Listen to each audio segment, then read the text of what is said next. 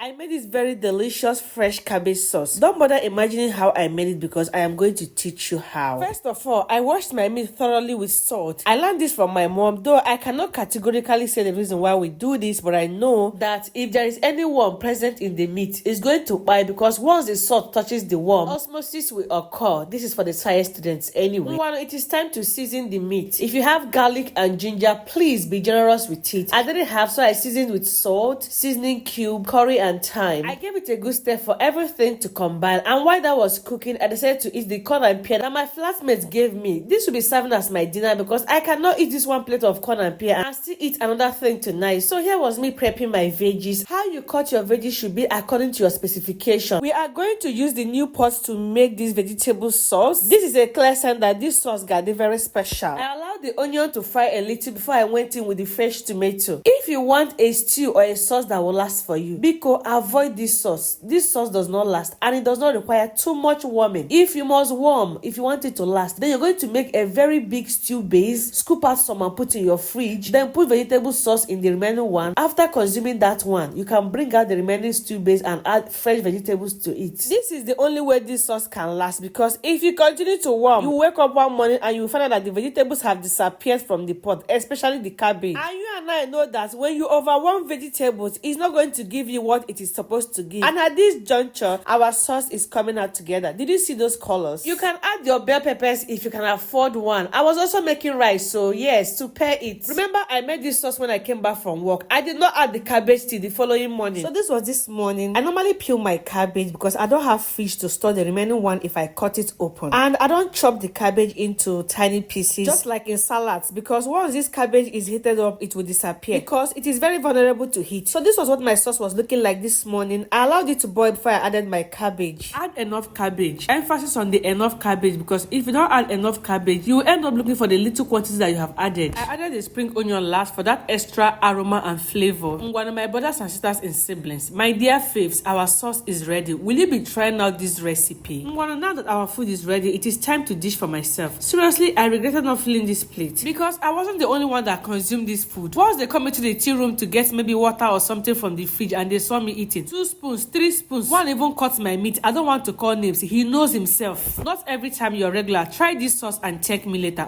Thanks for watching and follow me for no reason. Bye.